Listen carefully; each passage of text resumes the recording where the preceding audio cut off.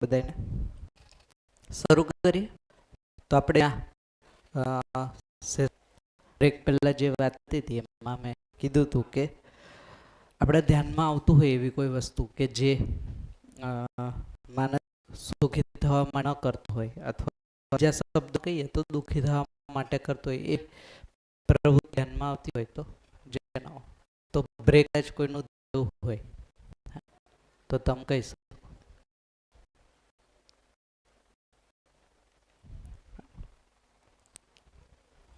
તો જે પણ કંઈક કરીએ છીએ એ સુખી થવા માટે જ કરીએ છીએ. આ બરાબર છે?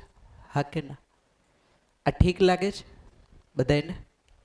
આમાં કોઈ ડાઉટ, ક્વેશ્ચન? ચાલો. તો આપણે જે પણ કંઈક કરીએ છીએ એ સુખી થવા માટે કરીએ છીએ, હે ને?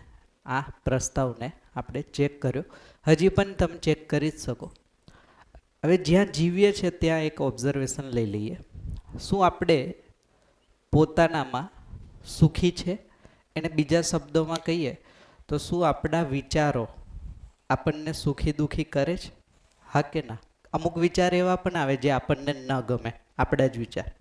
અમુક એવા પણ આવે જે આપણને ગમે. તો જે ન ગમે એવા વિચાર આપણને દુઃખી કરે, ગમે એવા વિચાર આપણને સુખી કરે.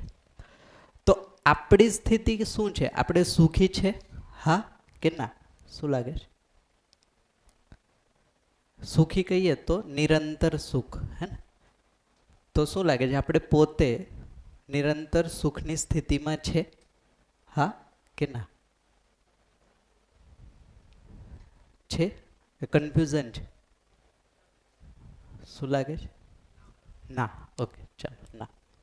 શું આપણો પરિવાર, જેને આપણે માનીએ છીએ પોતાના, જેને આપણે કહીએ છીએ પરિવાર, મિત્ર, એ બધા સુખી છે? નહીં. ઓકે. સમાજમાં આજે ભયનું વાતાવરણ છે કે વિશ્વાસનું વાતાવરણ છે? ભય, ડર છે ને? સમાજના લેવલ પર જુઓ તો ડર છે. ઇટ મીન સુખ તો નથી ને? પ્રકૃતિ સંતુલિત છે કે અસંતુલિત છે? અસંતુલિત, જેને ગ્લોબલ વોર્મિંગ કહીએ છીએ. તો જો આપણા દિવસ રાતના બધાયના 800 કરોડ લોકોના પ્રયત્ન સુખી થવા માટે છે, એક જગ્યાએ એનું પ્રમાણ તો નથી. છે કે નહીં? વાત પહોંચે છે? હે? જેમ કે ફરીથી આપણે બધાય લોકો દિવસ રાત પ્રયત્ન સુખી થવા માટે કરીએ છીએ. અને જ્યાં જીવીએ છીએ આ 4 લેવલ છે જીવવાના. તો ચારેયમાંથી એક પણ લેવલ એવું નથી કે જ્યાં આ વસ્તુ પ્રાપ્ત થઈ હોય. તો ફરીથી વિચારવાની જરૂર છે કે આપણે કરીએ છીએ શું? આ સમજે છે? આ વાત પહોંચે છે? હા, પાછળ એક મિનિટ.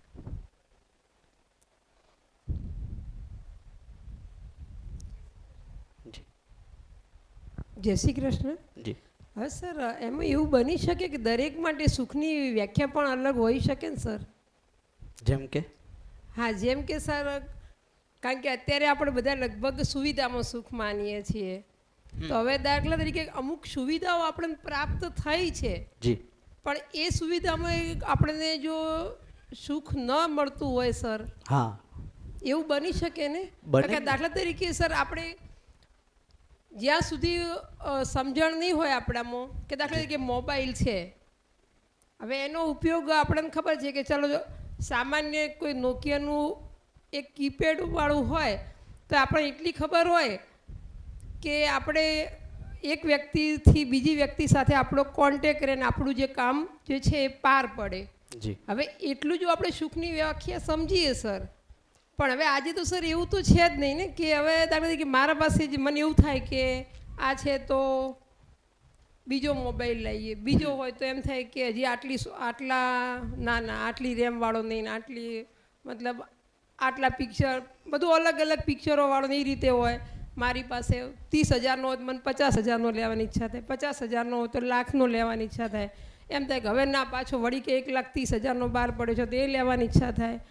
તો મતલબ સુખની વ્યાખ્યા તો સર માણસે બદલાતી રહેશે ને? તો પછી એ સુખ તો સર નિરંતર સુખ તો એ કોઈ દિવસ પામી જ નહીં શકે ને, જ્યાં સુધી એનામ સમજણ નહીં આવે ત્યાં સુધી. બિલકુલ. તો તમે કહો છો એને થોડું બીજી રીતના કહીએ. જેમ કે જ્યાં સુધી દરેકની સુખની વ્યાખ્યા અલગ અલગ છે, ત્યાં સુધી એ સુખ છે કે નહીં એને પહેલાં ચકાસવું પડશે કે નહીં? હે ને? તો જો ચકાસી લઈશું પછી વ્યાખ્યા અલગ નહીં હોય, પણ જ્યાં સુધી માની લઈશું ત્યાં સુધી તો અલગ અલગ છે ને. જેમ તમે કીધું, કોઈ બાળકનું સુખ ગેમમાં હોય, કોઈકનું મોબાઈલમાં હોય, હે ને, કોઈકનું કારમાં હોય, કોઈકનું ઘરમાં હોય, કોઈકનું કપડામાં હોય. તો દરેકની બિલીફ છે ને. મેં એમ કહું છું, જો બિલીફથી સુખી થઈ જતા હોય તો વાંધો નથી. માન લો કપડાં, ગાડી, મોબાઈલથી જો સુખી થઈ જતા હોય તો ચાલશે, બટ શું થયા છે? થયા તો નથી ને. તેનો મતલબ એને ફરીથી ચેક કરવું પડશે ને આપણે કે છે શું. તો મૂળ પ્રશ્ન જે તમારો હતો કે બેઝિકલી સુખ શું છે એને આપણે જોશું. વસ્તુના રૂપમાં સુખ શું છે એ તો આગળ આવશે, બટ પહેલાં આપણે એ જોઈએ છે કે આપણે સુખી થવા માટે જ જો દિવસ રાત પ્રયત્ન કરીએ તો એ કંઈ પ્રમાણ કેમ નથી? આટલા વર્ષોથી માણસ સુખી થવા માટે જ પ્રયત્ન કરે, દિવસ રાત, આખી જિંદગી. એક વ્યક્તિ કે એક પરિવાર એવું તો ધ્યાનમાં આવતું નથી કે જે હંમેશા સુખી હોય. તો ક્યાં ચૂક ક્યાં થઈ ગઈ, ભૂલ ક્યાં થઈ ગઈ, એને ચેક કરવું પડશે ને આપણે.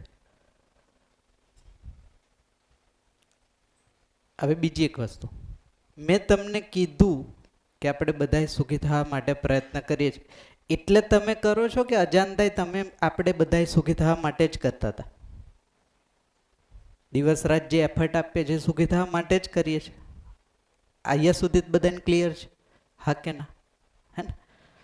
તો થતા નથી એનો મતલબ અપેક્ષા બધાની એક છે.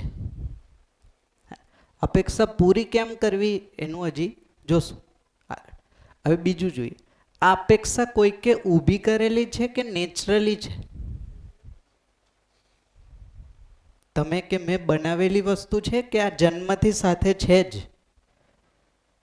શબ્દ અલગ અલગ હશે, કોઈક સુખ, શાંતિ કહેશે, સંતોષ કહેશે, આનંદ કહેશે, મોજ કહેશે, શબ્દ અલગ અલગ હશે, બટ આ અપેક્ષામાં પહેલેથી છે કે કોઈકે કીધું એટલે અપેક્ષા બની? પહેલેથી છે, જન્મજાત છે.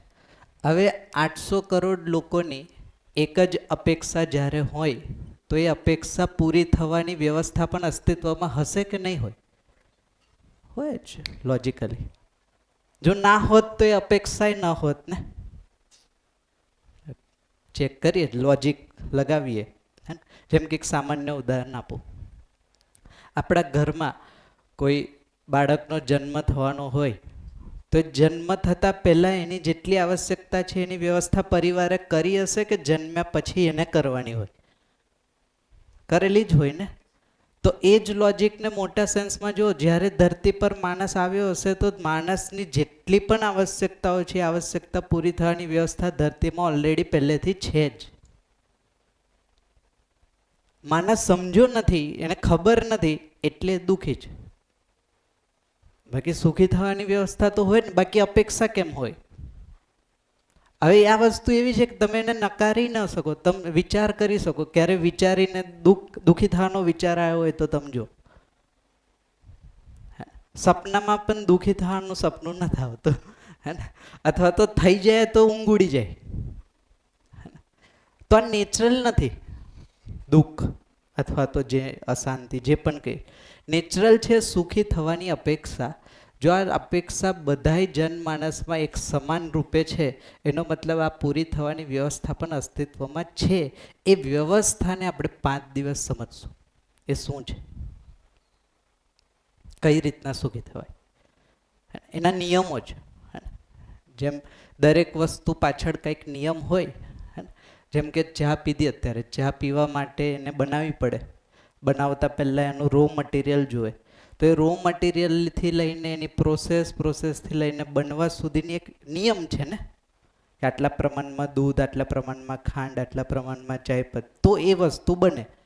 તો એ જ રીતના સુખી થવાની અપેક્ષા છે. તો સુખી થવા માટેના પાછળ કોઈ નિયમો છે જે કામ કરશે, જે અસ્તિત્વ સહજ છે, તમારા કે મારા નથી. તો આપણે માનીશું તો પણ નિયમ એ રીતના જ કામ કરશે, નહીં માનીએ તો પણ નિયમ તો નિયમની રીતના જ કામ કરશે. હું નહીં માનું તો નિયમનો વિરોધ થશે, અને નિયમનો વિરોધ થશે તો હું દુઃખી થઈશ. એમાં નિયમ બદલાય નહીં.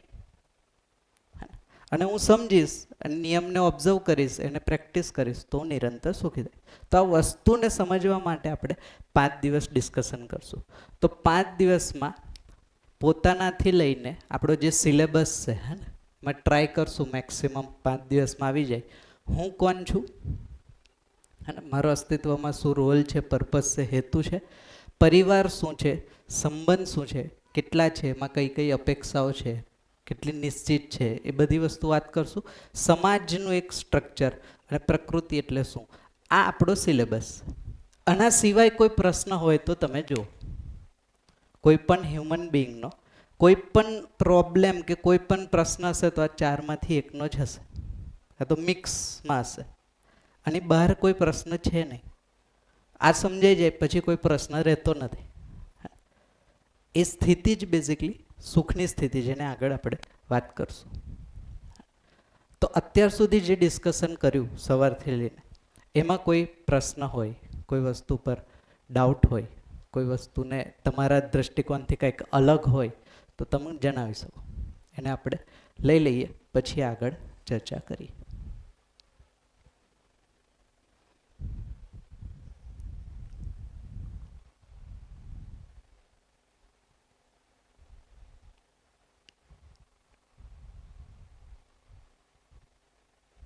हाँ जी.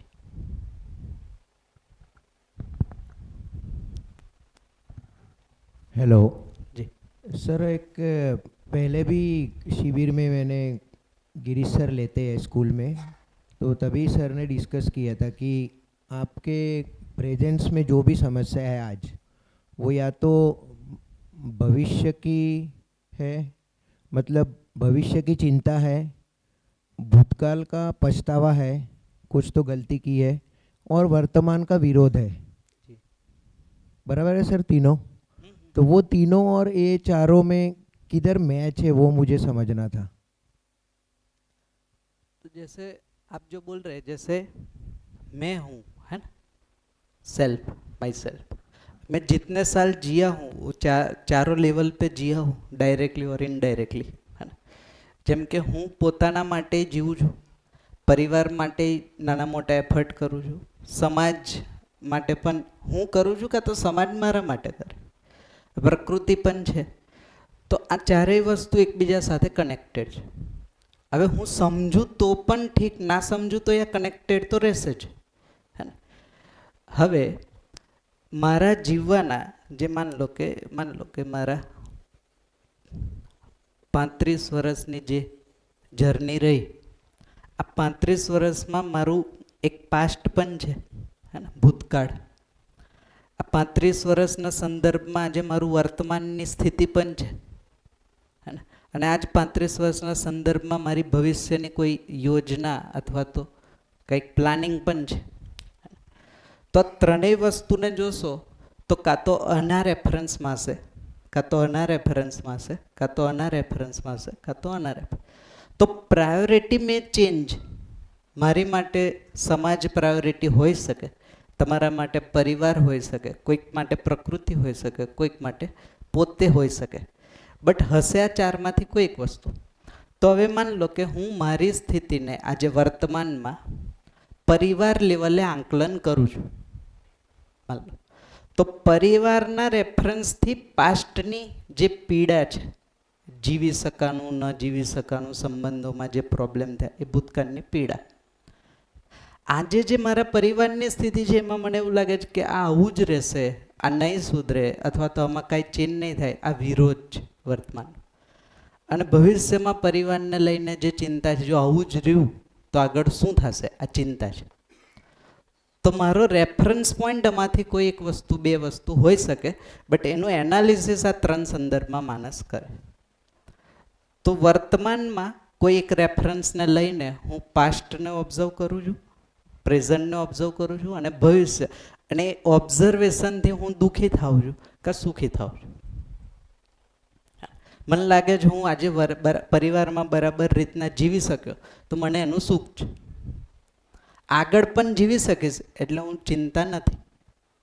અને આજે પણ જીવી રહ્યો છું તો એનું પણ મને સુખ છે. બટ એક ગેપ આવશે ત્યાં પછી મને દુઃખ અથવા તો જે પણ આપણે અશાંતિ કહેતા હોય, સ્ટ્રેસ કહેતા હોય, ડિપ્રેશન કહેતા હોય, એ બધું પછી આવશે.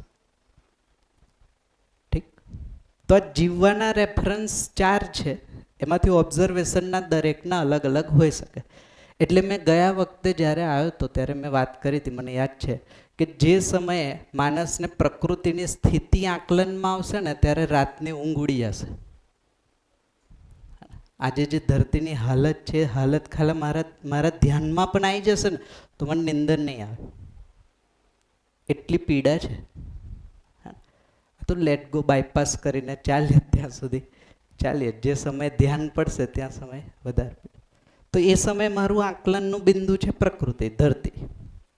એક સમય સમાજ આવે, જેમ કે કોઈ ઘટના થઈ ગઈ, ન્યૂઝ જોઈ લીધા કે સમાજમાં આવું થયું, યુદ્ધ થયું, હવે મારું રેફરન્સ પોઈન્ટ થઈ ગયું સમાજ. એ પાસ્ટમાં લોકો આવું કરતા અને આજે આ કરે. માન લો પરિવારમાં કોઈ ઘટના બની તો મારું રેફરન્સ બિંદુ થઈ ગયો પરિવાર. અને હું શાંતિથી બેઠો છું ને મારામાં કંઈ ચાલી રહ્યું છે એના રેફરન્સમાં ઓબ્ઝર્વ કરું તો મારી પહેલેની સ્થિતિ, આજની સ્થિતિ અને ભવિષ્યની ચિંતા. તો જ્યારે મારી પાસે આન્સર નથી ત્યારે ભૂતકાળ મને પીડા આપે, વર્તમાનમાં વિરોધ આવે અને ભવિષ્યમાં મારી ચિંતા વધે. જ્યારે મારી પાસે ક્લેરિટી નથી, આન્સર નથી, ત્યારે એના પરિણામ આ છે. આન્સર છે તો ત્રણેય જગ્યાએ સુખ છે અને સેટિસ્ફેક્શન છે. તો આ રીતના કનેક્શન છે. ઠીક? તો બીજો કોઈ પ્રશ્ન અહીંયા સુધીના ડિસ્કશનમાં? કોઈ ડાઉટ?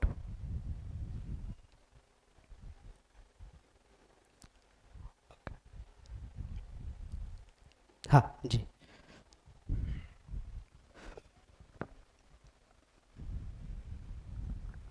હલો, મારી વાત આના સંલગ્ન જ છે કે જેમ તમે વાત કરી કે પાસ્ટ પીડા આપે છે, વર્તમાનમાં વિરોધ ઉત્પન્ન થાય છે અને ભવિષ્યની ચિંતા છે.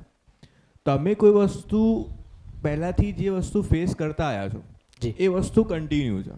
એનો મતલબ કે ક્યાંક ઉણપ હતી, એને પૂરી કરવાની જરૂર છે. તમે પૂરી કરો છો પણ એ સ્વીકારમાં નથી આવતી, કારણ કે અલ્ટિમેટ તો તમે પોતાને સુખી કરવાના છો અથવા સુખી કરવા માટે પ્રયત્ન કરો છો. પણ એના સંલગ્નમાં તમારી સાથે જોડાયેલા જે વ્યક્તિ છે એ સુખી છે કે નહીં, ડાયરેક્ટ ઇફેક્ટ તો તમારા ઉપર જ પડવાની છે. તો પાસ્ટની જે પીડા છે એ તો તમે સાથે લઈને જ ચાલો છો, સાથે ભવિષ્યની ચિંતા પણ કરો છો. જો એ ન કરીએ અને વર્તમાનમાં જીવવાનો પ્રયત્ન કરીએ તો વિરોધ તો ઉત્પન્ન થવાનો જ છે. બિલકુલ. હવે તમે વિરોધના સંલગ્ન કોઈ એક નિર્ણય લો છો કે એના માટે તમે કોઈ એફર્ટ મારો છો. હવે એ તમને સુખી કરશે કે દુઃખી કરશે, એ રેફરન્સ પોઈન્ટ શું હોય? હા, તો જો આ સ્થિતિમાં કરેલા જેટલા પણ એફર્ટ છે, આ સ્થિતિ એટલે પીડામાં, વિરોધમાં, ચિંતામાં, ગમે તેટલા સારા પણ એફર્ટ કરશો, પોઝિટિવ પણ એફર્ટ કરશો, પરિણામ દુઃખ જ રહેશે. કારણ કે મારી સ્થિતિ જ આ છે ને, મારી સ્થિતિ થોડી ચેન્જ. જેમ કે મારામાં વિરોધ છે. માન લો કે એક સામાન્ય ઉદાહરણ આપો, આપણા બે વચ્ચે એક સંબંધ છે, હા, તમારા પ્રત્યે મારામાં વિરોધ છે. હા, હું તમારું ગમે એટલું સારું કરીશ, એફર્ટ આપીશ તમારા માટે, બટ જ્યાં સુધી એ વિરોધ સ્વીકૃતિમાં નહીં કન્વર્ટ થાય ત્યાં સુધી પરિણામ નેગેટિવ જ આવશે, સંબંધ ક્યારેય સુધરે નહીં. આ નિયમ છે. કેમ? તમે એફર્ટ બહારથી આપો છો ને, તમારા માટે ભાવ તો વિરોધનો છે ને, આ ભાવ સામેવાળાને કન્વે થાય. એ ભાવ છે એ દુઃખી કરે સામેવાળાને અને એના રિએક્શનથી માને. તો જ્યારે આ સ્થિતિમાં કરેલા ગમે તેટલા એફર્ટ તમે દિવસ રાત કોઈ વ્યક્તિ માટે તૂટી પણ જાશો, પરિણામ આવશે સંબંધમાં દુઃખ. કારણ કે સ્થિતિ જ નથી ને મારી. સામેવાળાની તો XYZ કોઈ પણ સ્થિતિ હોઈ શકે, એ મેં નથી કન્સિડર કરતો. બટ જ્યારે હું પીડામાં છું, હું દુઃખી છું, મારામાં વિરોધનો ભાવ છે, મારામાં ચિંતા છે, તો આ સ્થિતિમાં કરેલા ગમે તેટલા એફર્ટ રિઝલ્ટના રૂપમાં નેગેટિવ જ પરિણામ આપશે, જેને આપણે દુઃખ કહીએ છીએ. હા, કોઈ એટલે એક સૂત્ર છે, જે વસ્તુ જેની પાસે હશે એ બીજાને આપશે જ, આ નિયમ છે. તો દુઃખી વ્યક્તિ દુઃખ આપશે, સુખી વ્યક્તિ સુખ આપશે. તો પીડિત વ્યક્તિ પીડિત કરશે, વિરોધ હશે તો વિરોધ કન્વે થશે, અને ચિંતા હશે તો ચિંતા કન્વે થશે. તમે ઈચ્છો કે ના ઈચ્છો આ વસ્તુ જાશે જ. એટલે એવી કોઈ સિસ્ટમ જ નથી કે આપણામાં આ સ્થિતિ હોય એને હું સારો વ્યવહાર કરી લઉં, એવી પોસિબિલિટી નથી. એને કરીએ છે એનું નામ છે અભિનય, એક્ટિંગ. હે ને, કે મારી સ્થિતિ તમારા માટે વિરોધની છે, બટ મેં તમારી સાથે શિષ્ટાચારથી બિહેવ કરું છું, આ છે એક્ટિંગ. જે નથી એ દેખાડું છું. તો આજે લગભગ માણસો એક પ્રકારનો અભિનય કરે છે. સુખી હોવાનો અભિનય છે. સુખી અભિનય નહીં કરીએ હા. તો પછી તો વધારે ખરાબ થશે. હા. એ બરાબર. એટલે દુઃખી કરવા અને દુઃખી થવા કરતાં અભિનય એક સ્થિતિ સારી છે, બટ એ પૂરતી નથી. મેં એવું કહું છું.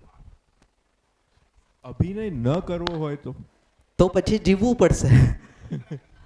તો સમાધાન છે એક, હે ને. તો સુખી થઈ જવું પડશે, તો અભિનયની જરૂર નથી.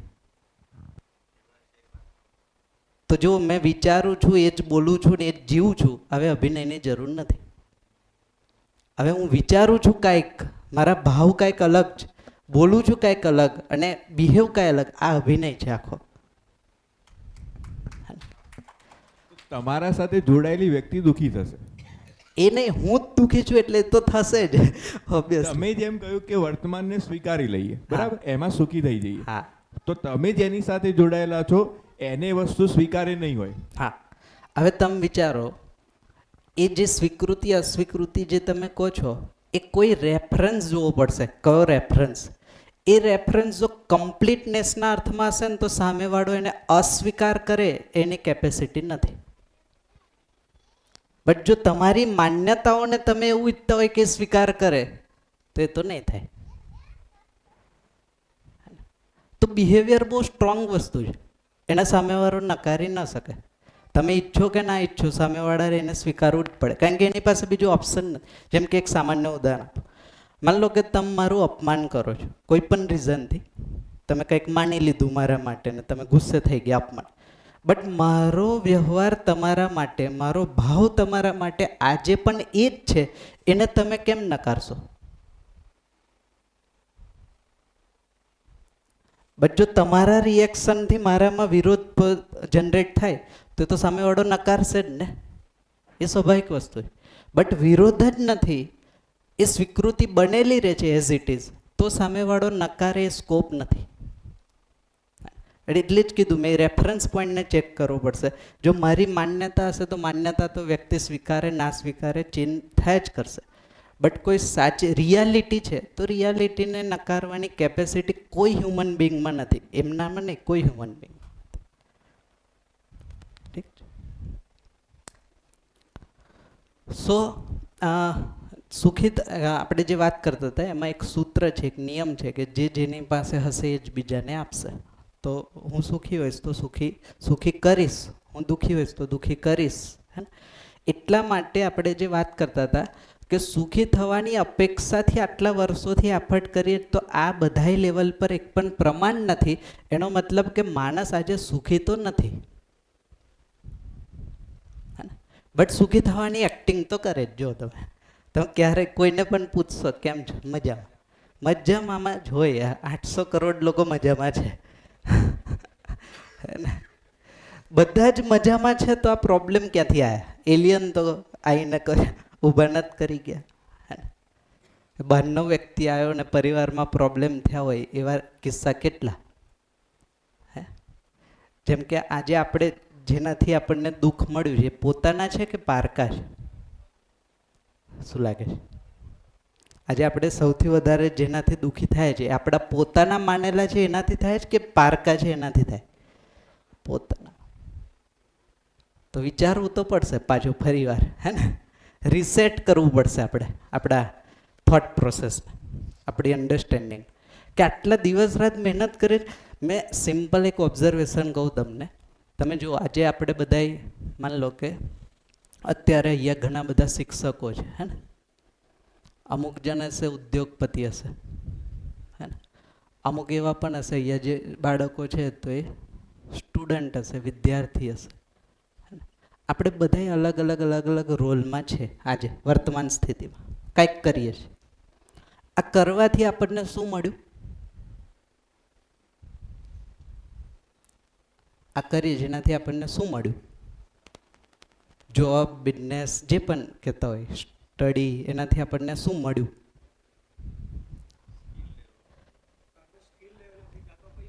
હા, તો સ્કિલ થઈ અને સાથે સાથે પૈસા પણ મળ્યા હે ને, આ પરિણામ છે. આ મળી ગયું, આનાથી આપણને પછી નેક્સ્ટ શું મળશે? હે, સુખ મળશે હે ને. હવે સુખ આપણને કેવું જોઈએ છે? ક્યારેક ક્યારેક કે હંમેશા? હંમેશા. હવે હંમેશા સુખ મળ્યું હોય એવા કેટલા? તો આપણે શું કામ આ એફર્ટ કરીએ? જો આપણી ડાયરેક્શન આ જ છે તો આપણને ને જ મળે ને, નક્કી જ છે કે અત્યારે જ નથી મળ્યું તો આપણને કેમ મળશે? વાત પહોંચે છે? સમજાય? તો પૈસાવાળા વ્યક્તિ તમને મળશે જેને આપણે અમીર કહીએ છીએ, પૈસા વગરના મળશે જેને આપણે ગરીબ કહીએ છીએ, ડિગ્રીવાળા પણ મળશે આ બધાય, જેને આપણે શિક્ષિત કહીએ છીએ, અશિક્ષિત પણ મળશે. આ બધાયના દિવસ રાતના પ્રયત્ન જોશો તો માત્ર અહીંયા સુધી સીમિત છે. પૈસા મળ્યા અથવા તો સુવિધા મળી, આ એનું પરિણામ. સુખી થયા હોય એવા કેટલા? તો અહીંયા તો અગેન ક્વેશ્ચન માર્ક તો છે. એક ઇન્ડિવિજ્યુઅલ, એક પરિવાર આજે એવો નથી દેખાતો, તમારા ધ્યાનમાં હોય તો તમે કહેજો હે ને, કે જે આ સ્થિતિમાં હોય.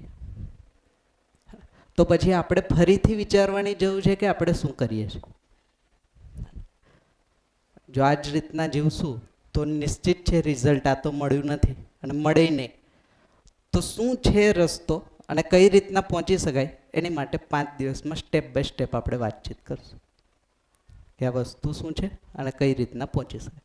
કારણ કે અપેક્ષા તો આ જ છે, એ અમીર હોય, ગરીબ હોય, શિક્ષિત હોય, અશિક્ષિત હોય, બધાના પ્રયત્ન આના માટે છે. જો આ વસ્તુ at the end of life મળતી નથી તો પછી આપણે આગળની જનરેશનને શું આપશું?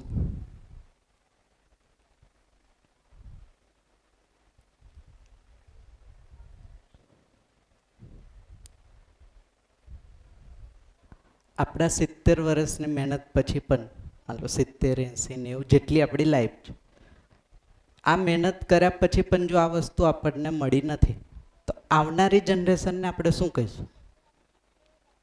એ તો બ્લેન્ક છે, તો એક્સપેક્ટેડ કરે જ કે તમે કંઈક કહો ને અમે સુખી થઈ જાય હે ને. હવે જો આપણી પાસે જે વસ્તુ નથી તો આપણે એમને શું કહીશું? તો જે પરિવારમાં જે પ્રોબ્લેમ છે પેરેન્ટ્સ અને ચિલ્ડ્રનના, ચિલ્ડ્રન પેરેન્ટ્સને સ્વીકારતા નથી કારણ કે આ વસ્તુ એમની પાસે દેખાતી નથી. એ જ રીતના સ્ટુડન્ટ શિક્ષકને સ્વીકારતા નથી કારણ કે એની પાસે આ વસ્તુ દેખાતી નથી.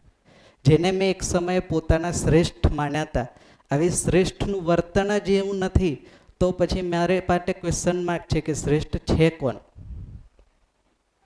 જો એ જ હજી સ્ટ્રગલ કરતા હોય તો સ્ટ્રગલ વાળો વ્યક્તિ આપણને કઈ રીતના એડવાઇસ આપી શકે, ને આપે તોય હું કઈ રીતના માનું કે આ વસ્તુ બરાબર છે?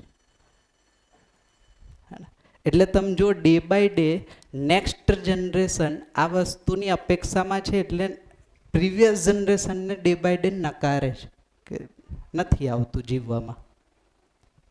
એક સમય સુધી માનશે, જેવું એ વિચારવા માંડશે પછી એ જોશે ને જોશે એટલે એ વસ્તુ કન્ક્લુડ કરે છે કે આગળની જનરેશનમાં. હવે તો આપણી સ્થિતિ એ છે કે આપણે પ્રકૃતિને પણ ડિસ્ટર્બ કરી નાખીએ. હવે આવનારી જનરેશન માટે પીવા માટે સારું પાણી નહીં હોય, શ્વાસ લેવા માટે સારી હવા નહીં હોય, તો આપણી પાસે બોલવા માટે શબ્દ જ નથી કારણ કે પ્રમાણ અલગ છે ને, બહાર વાતાવરણ અલગ છે, આપણે બોલીએ છીએ અલગ. પરિવારમાં આસ્થાથી વાતચીત કરતા હોય, જીવવાનું હોય તો અલગ હોય. પરિવારમાં બોલતા હોય કે હંમેશા સાચું બોલવું જોઈએ બેટા, ખોટું નહીં કહેવાનું, ગમે તે થાય. હવે આપણો બિઝનેસ જ આખો મેન્યુપ્યુલેશનનો છે. બાળક તો જુએ જ છે ને, માન લો એક્ઝામ્પલ છે, તો એ કેમ ભેગું થશે? તો આપણે પણ જોવું પડશે કે આપણે જ્યારે 4 લેવલ પર જીવી રહ્યા છે અને જીવશું અને બીજો કોઈ ઓપ્શન નથી એના સિવાય, તો પછી આ 4 વસ્તુને સમજવી આપણી નીડ છે, જરૂરિયાત છે. નહીં સમજીએ તો દુઃખી થશું અને સમજીશું તો ભાઈ દુઃખ જેવી વસ્તુ નથી, તો પછી આપણને જે જોઈએ છે એ વસ્તુ મળશે. તો આ કન્ક્લુઝન કે હંમેશા સુખી થયા હોય એવા વ્યક્તિ અત્યારે આપણી પાસે તો નથી, એવું દેખાતું નથી. એનો મતલબ કે આપણી એફર્ટ અને એનર્જી કોઈ બીજી ડાયરેક્શનમાં લાગે, જે ડાયરેક્શનમાં લાગવી જોઈએ એ ડાયરેક્શનમાં નથી. તો શું થયું એને થોડું ઓબ્ઝર્વ કરીએ. જેમ કે મારે થવું હતું સુખી, હે ને, જેને આપણે સુખ કહીએ છીએ જન્મથી લઈને. હવે જે સ્થિતિમાં મારો જન્મ થયો, હે ને, કોઈ એક જગ્યાએ, કોઈ એક પરિવારમાં, હે ને, ત્યારથી હું ગ્રો થયો, હે ને. ગ્રો થતાં થતાં થતાં પહેલાં જેમ કે જ્યારે ધરતી પર માણસ આવ્યો હશે ત્યારથી વાત, એની પાસે કપડાં નહોતા, ઘર નહોતું, હે ને, ગુફામાં આવ્યો. પછી ગુફામાં હવેથી ચાલતા ચાલતા વાહન પર આવ્યો, વાહનમાંથી પછી ચાલતા ચાલતા પ્લેન, પ્લેન પરથી રોકેટ, રોકેટ પરથી આજે 3 BHK સુધી પહોંચ્યો, હે ને, સુવિધા. હવે થયું શું? જેમ કે મારે થવું તું સુખી, હે ને. હવે જે ગાડી લઈને હું સુખી થવા નીકળ્યો, એ ગાડીમાં જ એટલી મજા આવે માંડી ને તો ગોલ ભૂલાઈ ગયો. હવે શું કામ નીકળ્યો હતો? એક એક્ઝામ્પલ આપો. અહીંયાથી તમે અમદાવાદ જવા માટે નીકળ્યા, હે ને. તમે જે વ્હીકલ લીધું, આ વ્હીકલમાં એર કન્ડિશન, હે ને, એની સાઉન્ડ સિસ્ટમ, એનું કમ્ફર્ટ, એનાથી એટલી મજા આવવા માંડી તમે ફરે જ રાખો છો, ફરે જ રાખો. અમદાવાદ આવતું જ નથી, હે ને. આખી લાઈફ એ રિપેર મેન્ટેનન્સ કરીને તમે એની મજા જ લઈ રાખો છો. અને પછી at the end of life જ્યારે વ્હીકલ ખોટકાઈ ગયું, હે ને, ખરાબ થઈ ગયું, ત્યારે પાછું સ્ટ્રાઇક થાય કે મેં શું કર્યું, મેં ક્યાં નીકળ્યો હતો, એ તો મળ્યું નહીં. તો ડાયરેક્શન કંઈક મિસ થઈ ગઈ. હવે જીવન વિદ્યા પરિચય શિબિર અથવા તો આ જે કન્સેપ્ટ છે એ આપણને ડાયરેક્શન આપે છે કે અહીંયા સુધી કઈ રીતના પહોંચાય, એમાં આપણી સ્થિતિ શું છે, ત્યાંથી આગળ કઈ રીતના જઈ શકે, એનાથી આગળ કઈ, આના સ્ટેપ્સ છે. આ સ્ટેપ પત્તા પત્તા પત્તા જે સ્થિતિ આપણે જેના માટે આપણે પ્રયત્ન કરીએ એ વસ્તુ મળશે. એ વસ્તુ અહીંયાથી 5 દિવસમાં આપણે કન્વે કરશું કે આ કઈ રીતના મળશે. તો સમહાવ આપણે ડાયરેક્શન તો ખબર પડી જાય. પછી ચાલવું ના ચાલવું દરેકની સ્થિતિ છે, બટ જ્યાં સુધી ડાયરેક્શન જ ન ખબર હોય ત્યાં તો ટ્રાયલ એન્ડ એરર જ છે. તો 5 દિવસમાં એટલીસ્ટ આપણી પાસે રસ્તો દેખાઈ જાય કે આ રીતના અહીંયા પહોંચી શકાય. પછી પહોંચવા માટે તમે કેટલો એફર્ટ કરશો, બીજા કેટલો, દરેકના એફર્ટ અલગ અલગ હોઈ શકે. એ પ્રમાણે એના પરિણામ પણ અલગ અલગ આવશે. ઠીક છે? અહીંયા સુધી પહોંચે છે વાત? ચાલો આગળ જઈએ. આમાં કોઈ પ્રશ્ન?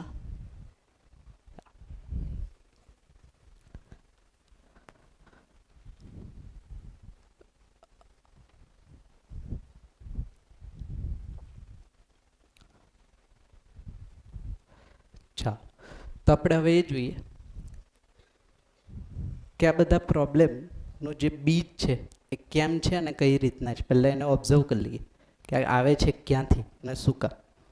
તો આપણે એક ઓબ્ઝર્વેશન લીધું હતું. એ ઓબ્ઝર્વેશનને ધ્યાનમાં રાખીને એક વસ્તુ પર આપણે ઓબ્ઝર્વેશન, બીજું એક ઓબ્ઝર્વેશન લઈએ કે આપણે જે પણ કંઈક કરીએ છીએ સુખી થવા માટે કરીએ છીએ, આમાં આપણને ડાઉટ નથી.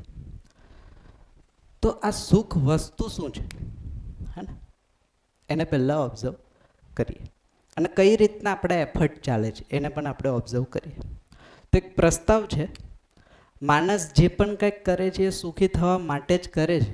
તો એ કરવાવાળા પક્ષને પહેલાં આપણે જોઈએ, રિવર્સ એન્જિનિયરિંગ કરીએ, જે કરીએ છીએ ત્યાંથી ક્યાં પહોંચવાનું છે ત્યાં સુધી જોઈએ, એટલે આપણને ઇઝી રહે. તો તમે જો આપણે દિવસ રાત જેટલી પણ વસ્તુ કરીએ, જેટલી પણ એક્ટિવિટી કરીએ છીએ, એ શું લાગે છે, કાઉન્ટેબલ છે કે ઇન્ફાઇનાઇટ છે?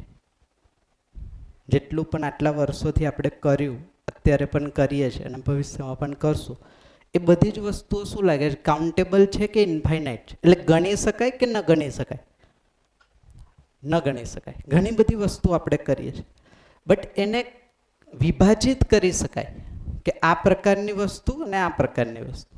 તો અહીંયાથી એક પ્રસ્તાવ છે કે માણસ જે પણ કંઈક કરે છે સુખી થવા માટે, એ બે જ પ્રકારની વસ્તુ કરે છે આખી લાઈફમાં.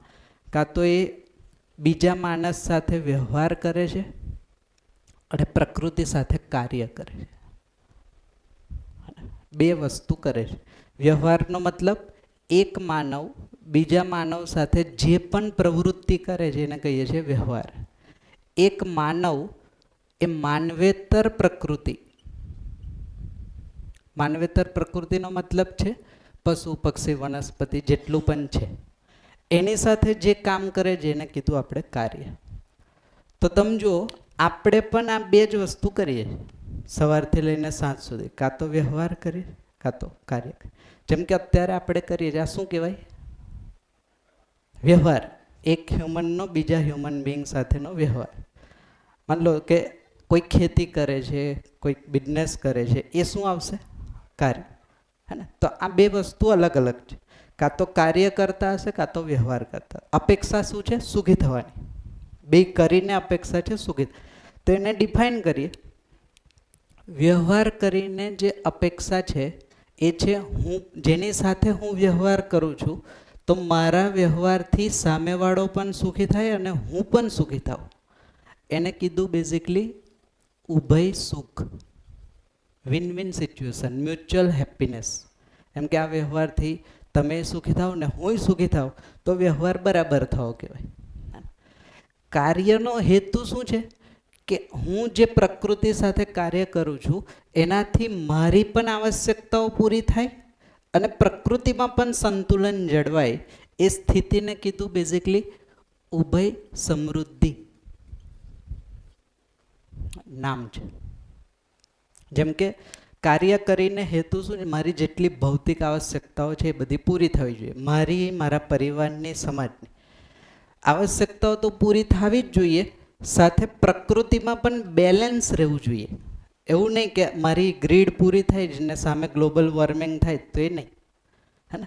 તો એને નામ આપ્યું ઉભય સમૃદ્ધિ. આ પરિણામ આપણને જોઈએ છે, આ અપેક્ષામાં છે, જેને આપણે હેપીનેસ એન્ડ પ્રોસ્પેરિટી કહીએ છીએ. નવા વર્ષે કોઈને ગ્રીટિંગ્સ અત્યારે તમે આપ્યા છો, તમે અને તમારો પરિવાર સુખી અને સમૃદ્ધ થાય. હે ને? તો સુખ છે આ અને સમૃદ્ધિ છે આ. આ બે રીતના આવશે. બટ આ મળે છે અત્યારે હાલમાં મળે છે તો નહીં. એની જગ્યાએ શું છે?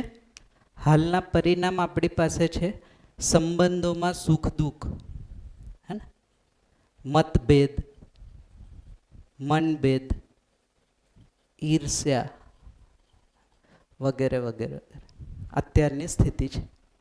માણસ માણસ વચ્ચે સુખી થાય ક્યારેક દુઃખી થાય, મતભેદ રહે, મનભેદ રહે, મન મોટાવ જેને કહે છે, ઈર્ષ્યા થાય એકબીજા, અપમાન થાય. જેટલું પણ નેગેટિવિટી છે આજે આ વસ્તુ છે વર્તમાનની સ્થિતિ. અહીંયા જોઈએ તો શું છે? તો અહીંયા અસંતુલન છે પ્રકૃતિમાં, જેને આપણે કહીએ છીએ ગ્લોબલ વોર્મિંગ. તો ઈચ્છામાં છે આ પરિણામ, આ અપેક્ષા છે અને આ વર્તમાન છે. અને કહી દઈએ આપણે વર્તમાનની સ્થિતિ.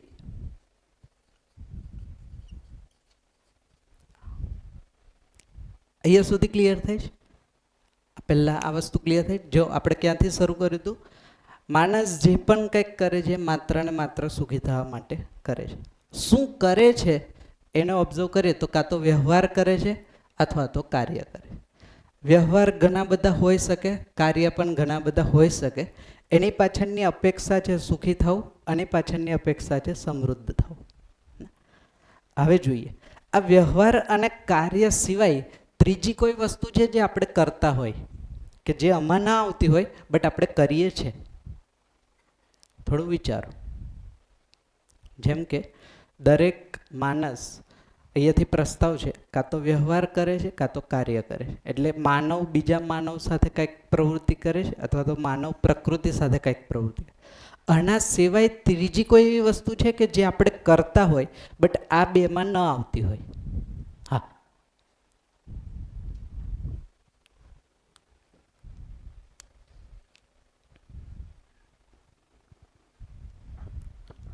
માનવ વિચાર કરે એને શેમાં મૂકીએ? ઓકે, તો એક વસ્તુ થઈ ગઈ વિચાર કરે છે. હા, તો વિચારમાં બીજો માણસ પણ નથી ઇન્વોલ્વ થતો અને પ્રકૃતિ પણ નથી, તો આ ત્રીજી પ્રકારની વસ્તુ કહેવાય. બીજી કોઈ વસ્તુ?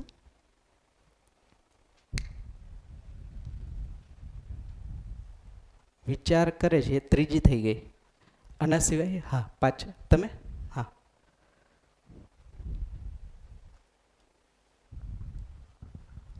કોઈ આશા કરતું હોય તો? હા, તો કોઈની આશા પણ આમાં નથી આવતી, હ્યુમન અને પ્રકૃતિ સાથે, તો આ અલગ થઈ ગયું. સરસ. પછી હા, કલ્પના. કલ્પના અથવા તો ઇમેજિનેશન, ઈચ્છા કરતું હોય એ પણ આમાં આવી.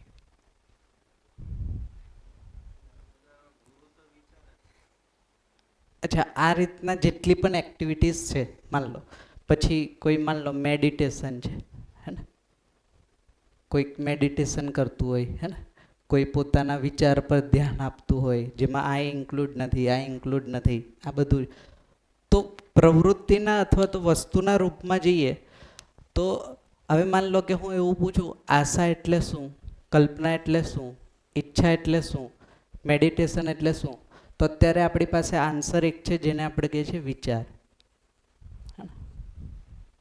વિચાર પર અલગ અલગ રીતના ધ્યાન આપીએ અને અલગ રીતના આપણે કહીએ, કોઈક આશા કે કોઈક ઈચ્છા કે. વિચાર આપણી માટે નોન વસ્તુ છે, હે ને, આ છે બટ અત્યારે અનનોન છે. શું છે એ વસ્તુ નથી ખબર. જેમ કે આપણે કલ્પનાને પણ જોશું ને તો વિચારમાં જ છે, ઈચ્છાને પણ જોશું ને તો મારા વિચારના જ ઓબ્ઝર્વેશનમાં આવે છે એ કંઈક છે. તો જેનાથી આ ખબર પડે છે એ વસ્તુ પણ છે વિચાર જ.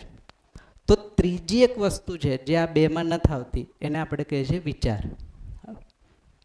તો અહીંયાથી પ્રસ્તાવ છે કે આપણા વિચાર જે છે એ આપણા વ્યવહાર અને કાર્યને, જેને કહેવાય કે એનો આધાર છે. હું જે પણ કંઈક કરું છું એ સુખી થવા માટે કરું છું. સુખી થવા માટે હું કાર્ય કરું છું અથવા તો વ્યવહાર કરું છું. આ જ્યાંથી આવે છે એ છે મારા વિચાર. આ સમજે છે? તો મારું એક પણ કાર્ય અથવા તો વ્યવહાર એવું નથી કે જે મેં વિચાર્યા વિના કર્યું હોય. હવે તમે વિચારો, એવું કોઈક એક્ટિવિટી તમારી હોય ધ્યાનમાં કે તમે વિચારતા નથી, તમારી એની જાતે જ થઈ જાય છે. વિચાર્યા વિના તમે કંઈક કર્યું હોય એવી કોઈ વસ્તુ હોય તો જો. આપણે વચ્ચે વેરીફાઈ કરતા જઈએ એટલે આ વસ્તુ બિલીફ ન બને ને. આના પરથી એ ખ્યાલ આવે છે કે આપણે જે પણ વ્યવહાર કાર્ય કરીએ છીએ એની પાછળ કોઈક વિચાર હંમેશા હોય જ છે. મેં તમને એમ પૂછું છું કે એવું કોઈ એક્ટિવિટી તમે જુઓ કે જેની પાછળ વિચાર નથી બટ એક્ટિવિટી આપણે કરીએ છીએ. હા, અચ્છા, બગા. હા, તો એક છે જે છે શરીરની પોતાની એક્ટિવિટી જેમાં મારો કોઈ રોલ જ નથી આમ જો તો, હે ને. જેમ કે માન લો ભોજન તમે જમી શકો એ તમારી ચોઈસ છે, તમારો રોલ છે, બટ એનું પાચન તો શરીર એની જાતે કરશે ને.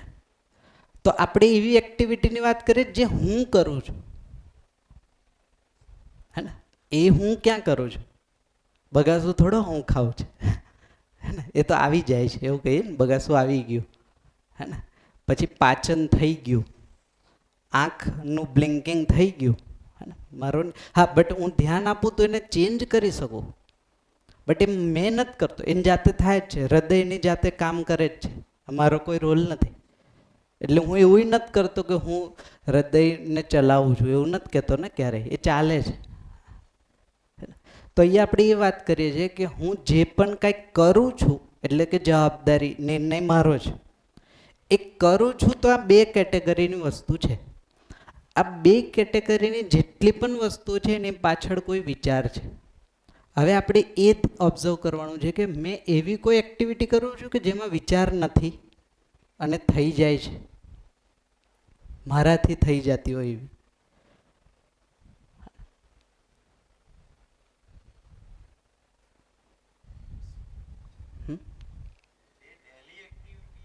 હા, રૂટીન. હા, તો એક એક્ઝામ્પલ આપું હે ને એટલે વધારે ક્લિયર થશે. જેમ કે માન લો કે તમને જ્યારે વ્હીકલ ચલાવતા નહોતું આવડતું, હે ને, ગાડી રૂટીન થઈ ગયું ને હવે તો, એમાં કંઈ વિચારવાની જરૂર નથી, હે ને. જ્યારે નહોતું આવડતું ત્યારે આપણે કેમ કરતા? જે શીખવાડતું હોય બાજુમાં એકે સામે જોવાનું, તો આપણે ક્લચ ને બ્રેકને જ જોતા હોય, હે ને, કારણ કે નહોતું સમજાનું ને.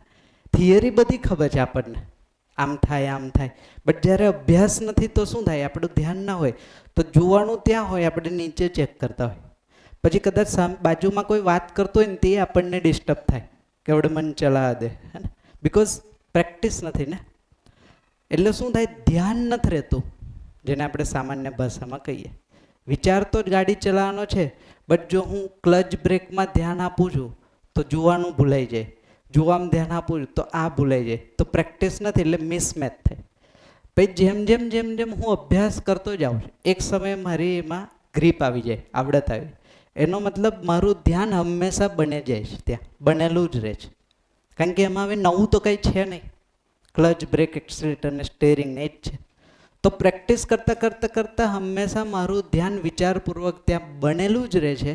એટલે હું હવે જ્યારે ધ્યાન બનેલું રહે તો મેં બાજુમાં વાતે કરી શકું છું, સંગીતે સાંભળી શકું છું, મોબાઈલ પર વાત કરી શકું. ઇટ મીન્સ મલ્ટિપલ એક્શન એક સાથે કરું છું. તો ગાડીમાં મારો વિચાર તો ઇન્વોલ્વ છે જ, બટ સાથે સાથે મેં બીજા પેરેલલ 3-4 વિચાર પણ કરી શકું છું. તો તમે જે કહો છો કે જે રૂટીન એક્ટિવિટી છે એમાં હવે આપણું ધ્યાન બની ગયું, એટલે ફરીથી ધ્યાન આપવાની જરૂર પડતી નથી, જે મોનોટોનસ થઈ ગયું.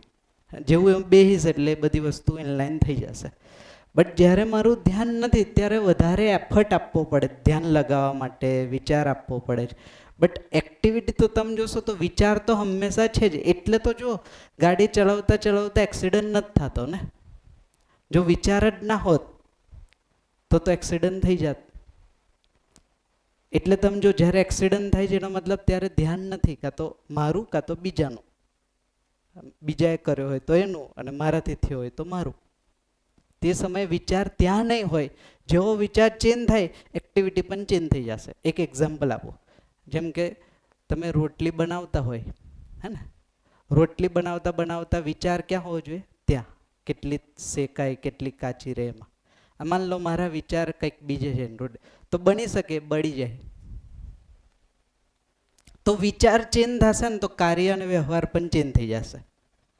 બટ મને એવું લાગે છે કે આ કેમ થયું? એ મારું ધ્યાન નથી કે મારો વિચાર ચેન્જ થઈ ગયો.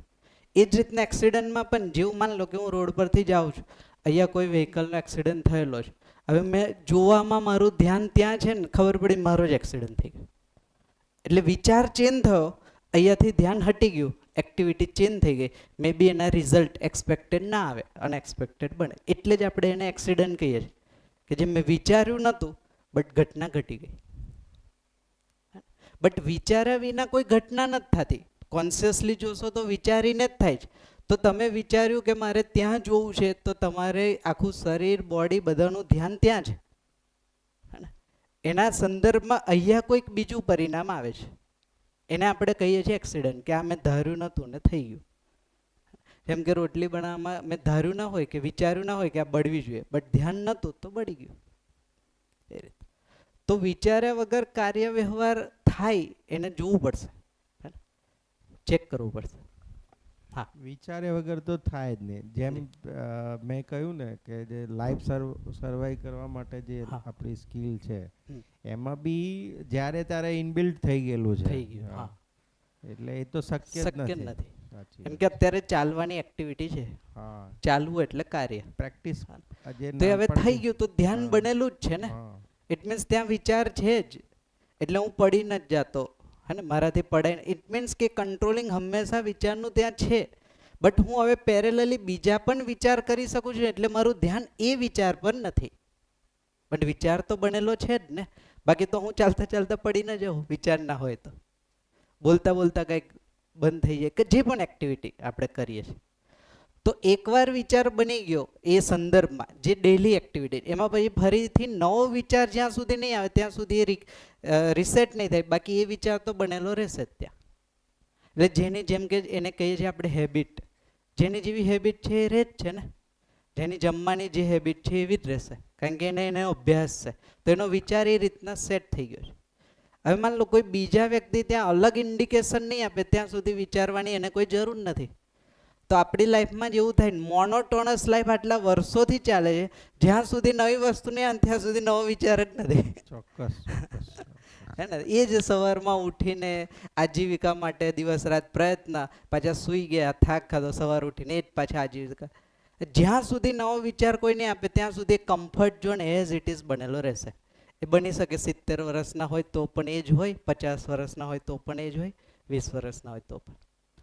તો આપણે વિચારને જ બેઝિકલી આ રિસેટ કરવા માટે જ આપણે આટલી બધી 5 દિવસ ચર્ચા કરશું કે આપણો જે આધાર છે આ જ. હવે તમે જુઓ, ક્રિટિકલી ઓબ્ઝર્વ કરજો, આપણે સુખી અથવા તો દુઃખી થવા માટે પ્રયત્ન ક્યાં કરીએ છીએ, અહીંયા કે અહીંયા?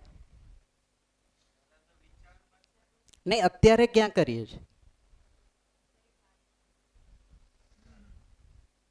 અત્યારે જેમ કે માન લો પરિવારમાં આપણે એકબીજાથી દુઃખી છે, તો પ્રયત્ન ક્યાં કરીએ છીએ, વિચારમાં કે વ્યવહારમાં? વ્યવહારમાં. હવે તમે જુઓ, જેનો આધાર વિચાર છે, હવે એમાં કોઈ કામ જ નથી ને અત્યારે કરતા, તો પરિણામ પણ કેવું મળશે? ક્યારેક સુખી થઈ જશું, ક્યારેક દુઃખી, કારણ કે વ્યવહાર ટેમ્પરરી છે ને. જેમ કે એક્ઝામ્પલ લઈએ, વ્યવહાર, કાર્ય અને વિચાર, આ ત્રણેયમાંથી હંમેશા શું ચાલશે? હંમેશા. હંમેશા એટલે 24/7 કઈ વસ્તુ હશે? વિચાર. તો આ જ એક વસ્તુ છે જે નિરંતર છે. હું ક્યારેક ક્યારેક વ્યવહાર કરું છું ને ક્યારેક ક્યારેક કાર્ય, તો મારે સુખી કેમ થવું છે, હંમેશા કે ક્યારેક ક્યારેક? તો સુખી થવાનો રસ્તો ક્યાં? અહીંયા, જેના પર કઈ કામ નથી. આ સમજાય છે? તો સામેવાળાએ મારું અપમાન કર્યું તો મેં રિએક્શન આપ્યું, એ વ્યવહાર સુધી સીમિત છે, હે ને. મારા ઘરમાં ગરીબી હતી, હવે મારા ઘરમાં સુવિધા ભેગી થઈ ગઈ, આ વ્યવહાર કાર્ય સુધી સીમિત છે. બટ કેટલું એ તો વિચારવું પડશે ને આપણે. તો જ્યાં સુધી વિચારમાં નિરંતર સુખનું પરિણામ નહીં આવે ત્યાં સુધી વ્યવહાર અને કાર્યમાં પરિણામ નહીં આવે. તો કામ કરવાની જરૂર ક્યાં છે? વિચાર પર. કોના વિચાર પર? બીજાના કે મારા? હા, તો કામ કરવાની જરૂર મારા પર છે. મારા વિચારમાં હાર્મની નથી ને એટલે હું બીજાથી દુઃખી થાઉં છું એવું મને લાગે છે, એકચ્યુઅલી બીજો ક્યારેય દુઃખી કરતો જ નથી. પ્રેક્ટિકલી જોશો તો હું મારા જ વિચારથી સુખી અથવા તો દુઃખી થાઉં છું. જેમ કે ફોર એક્ઝામ્પલ, મેં એવું માની લીધું કે તમારે મારી સાથે આ રીતના બિહેવ કરવું જોઈએ, એનાથી અલગ બિહેવ થવું ને તો હું દુઃખી થઈશ. તે માન્યું મેં કે તમે? મેં જ માન્યું ને. તો હું મારા જ વિચારથી સુખી પણ થાઉં છું, એના અનુકૂળ બિહેવિયર આવે તો સુખી થાવ, પ્રતિકૂળ આવે તો દુઃખી થાવ. અને હું એવું માનું છું કે સામેવાળો મને દુઃખી કરે છે, હે ને. તમારે આવું કરવું જોઈએ ને તમારે આવું કરવું. એકચ્યુઅલી એ તો એની રીતના જ જીવે છે ને, એના વિચાર પ્રમાણે. તમારા વિચાર બરાબર આપણા કંટ્રોલમાં નથી, એટલે મને એવું લાગે છે કે સામેવાળો, આજે પણ એક વ્યક્તિ બીજા વ્યક્તિને ક્યારેય સુખી કે દુઃખી ન કરી શકે. આ નિયમ જ નથી અસ્તિત્વમાં કે બીજો વ્યક્તિ મને દુઃખી કે સુખી કરી શકે. એ હું જ છું જે સુખી થઈશ કાં તો દુઃખી થઈશ. સામેવાળો એમાં મદદ કરી શકે, હેલ્પ કરી શકે, રિઝલ્ટ સુધી ના પહોંચાડી શકે. એટલે એક નિયમ છે સરસ. અત્યારે આપણી પોપ્યુલેશન છે 800 કરોડ, હે ને. એક્સ્ટ્રીમ એક્ઝામ્પલ લઈએ, આ હું છું, હે ને, અને સામે 799 કરોડ. માન લો 799 કરોડ લોકો સુખી હશે, એક હાઇપોથેસિસ લઈએ, તો આ બધા ભેગા થઈને મને સુખી ન કરી શકે, હે ને. આવું કોઈ વ્યવસ્થા જ નથી કે થઈ જાય. ક્રોસ વાઇસ વર્સા, હું સુખી છું તો આ 799 કરોડ ભેગા થઈને મને દુઃખી નહીં કરી શકે. આ પણ નિયમ છે. હે ને? તો હવે મારા હાથમાં છે, મારું રિમોટ કંટ્રોલ મારા હાથમાં છે. જ્યાં સુધી આ મારા હાથમાં નથી ત્યાં સુધી બીજા મને કંટ્રોલ કરશે એવું મને લાગશે. અને એ કંટ્રોલથી ક્યારેક ક્યારેક હું સુખી થઈશ, ક્યારેક ક્યારેક હું દુઃખી થઈશ. તો અને આપણે ચેક કરશું. તો આપણે એ કન્ક્લુઝન પર આવ્યા કે વિચારથી જ માણસ વ્યવહાર અને કાર્ય કરે છે.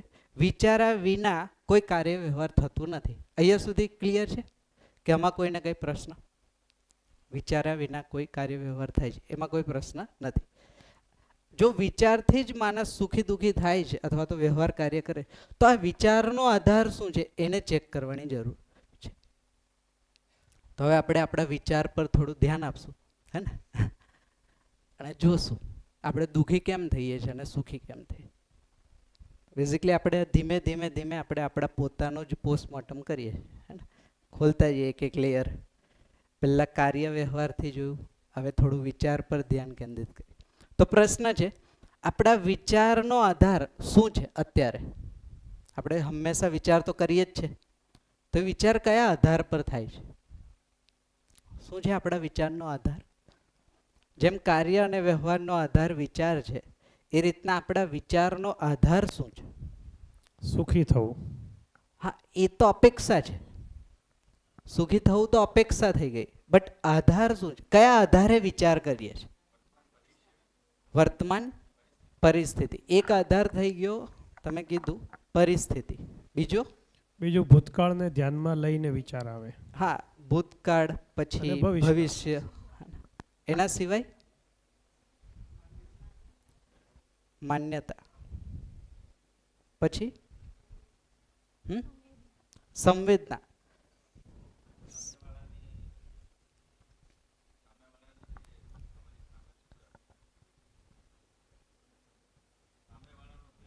હા, સામેવાળાનો વ્યવહાર, હે ને, બીજાનો વ્યવહાર. આના આધારે પણ કંઈક વિચાર બને. પછી સમજણ, એક આધાર સમજણ પણ છે. ઓકે, પછી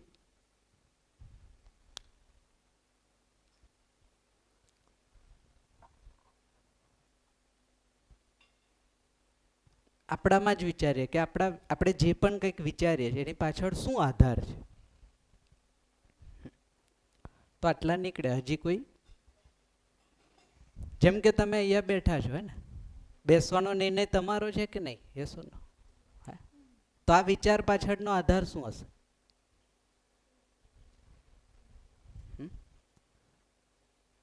ના હોય તો આધાર શું હશે? બે કેસો. હાલો, અત્યારે પ્રેઝન્ટને ઓબ્ઝર્વ કરીએ. તમે અહીંયા બેઠા છો, હે ને, તમે જે સ્થિતિમાં, જે પોસ્ચરમાં અહીંયા બેઠા છો, એને શું કહેવાય? પહેલાં તો કાર્ય કહેવાય. બેસવાનું કાર્ય તમે કર્યું, હે ને. આ કાર્ય પાછળનો કોઈ વિચાર હશે? એ વિચારનો આધાર શું છે? કોઈ અપેક્ષા, હે ને. અલગ અલગ હોઈ શકે દરેકની અત્યારે, મે બી. હા, તો હા, અપેક્ષાઓ અલગ અલગ હોઈ શકે, મેં જ કીધું. પણ કોઈ અપેક્ષા છે, એ અપેક્ષા સાથે આપણે અહીંયા બેઠા છે. કોઈકની અપેક્ષા એવી હોય કે અહીંયાથી હું બહુ પીડામાં હોઉં છું તો થોડું હીલ થઈ જાઉં, રિલેક્સ. કોઈની અપેક્ષા એવી છે કે મારા બહુ બધા પ્રશ્નો છે જેનો આન્સર કાંઈ નથી, તો અહીંયાથી કદાચ મળી જાય. હા, તો ક્યુરિયોસિટી પણ હોઈ શકે અને પીડા પણ હોઈ શકે. કોઈકને એવું છે કે સારું લાગશે અહીંયા બેસીશ તો બીજાને, તો એ પણ હોઈ શકે, હે ને. અલગ અલગ હોઈ શકે દરેકના ઇન્ડિવિજ્યુઅલ. એ તો જ્યારે કહેશે ત્યારે ખબર પડશે. બટ કાંઈક અપેક્ષા છે, એ અપેક્ષા સાથે આપણે અહીંયા બેઠા, તો એ આધાર થઈ ગયો. એ રીતના બીજો કોઈ આધાર? કલ્પના આવી ગયું. હા, કલ્પના છે. હા, ભાગીદારી કરવા માટે અહીંયા બેઠા. તમે શું ભાગીદારી કરશો અહીંયા બેસીને? ભાગીદારી એક આસ્પેક્ટ થઈ ગયો. ચલો, આના આધારે વિચાર કરીને આપણે કંઈક કરીએ છીએ કાર્ય. ખૂબ સરસ. પછી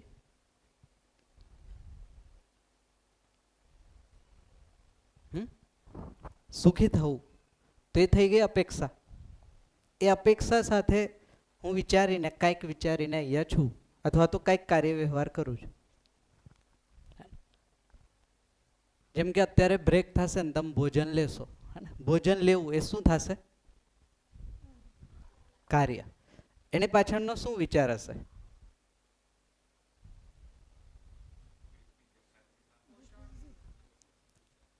એકચ્યુઅલ જે હોય એ કહેજો, હે ને?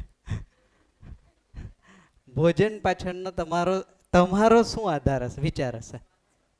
હા, દરેકનો અલગ અલગ હશે, હે ને?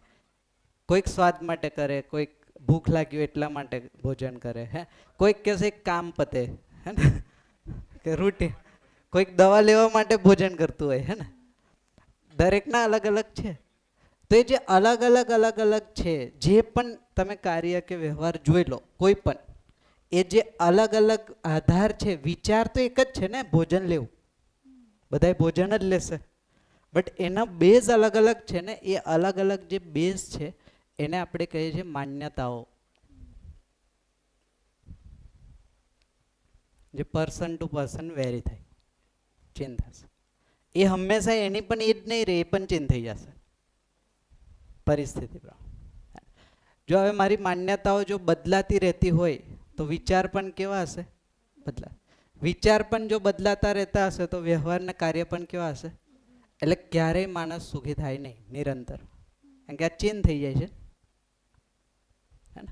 આ માન્યતાઓ છે એને જ બીજા શબ્દોમાં આપણે કહીએ છીએ આ છે એક પ્રકારનો આનો ડ્રાઇવિંગ ફોર્સ કહું છું, હે ને? ભય કાં તો પ્રલોભન હશે, કાં તો કોઈ આસ્થા હશે.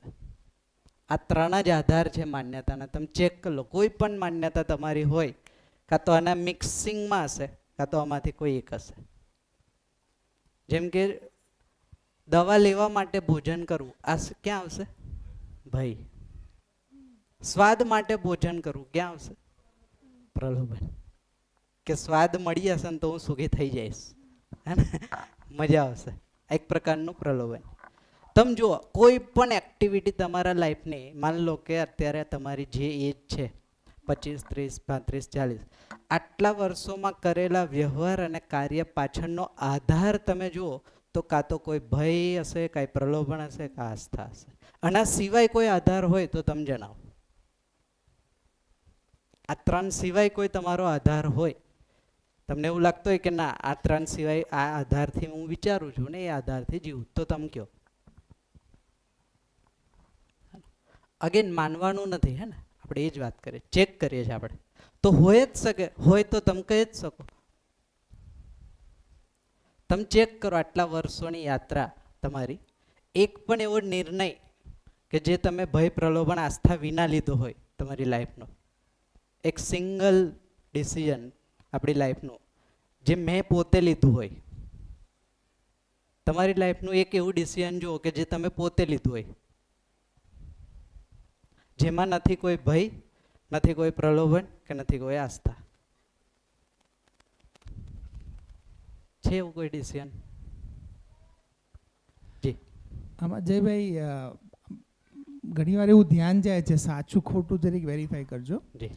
કે આસ્થા એ પણ એક ભય પ્રલોભનનો જ પાર્ટ છે, મતલબ એમાં પણ ક્યાંક ને ક્યાંક ભય ને પ્રલોભન છે. એનો એક્સ્ટ્રીમ છે આસ્થા, કોમ્બિનેશન છે ભય પ્રલોભન. આસ્થામાં એક સમય ભય પ્રધાન હોય, એક સમય પ્રલોભન પ્રધાન હોય. બરાબર છે ભય પ્રલોભનનો જ એક અલગ અપડેટેડ વર્ઝન. ઓકે, એટલે એમ કહી શકાય કે આસ્થા એટલે કોઈ સકારાત્મક નહીં, બધી જ આસ્થા સકારાત્મક હોય એવું જરૂરી નથી. નથી જરૂર, કારણ કે માન્યતા જ છે ને. બરાબર. અમુક સાચી પણ હશે, અમુક ખોટી પણ હશે.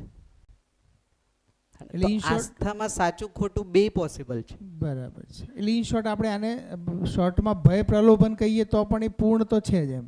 આસ્થા એટલે કહીએ છીએ કારણ કે ભય પ્રલોભનમાં કોઈ પોઝિટિવ વસ્તુ નથી. ઓકે. આસ્થામાં થોડુંક છે. જેમ કે માન લો કે સવારે ઉઠીને નિત્યક્રમ કંઈક કરવો, માન લો કોઈ નિયમ છે, એ આસ્થા છે. બટ એ આસ્થા ક્યાંથી આવે છે જોશો તો ભય પ્રલોભનથી જ છે, ભલે પોઝિટિવ હોય.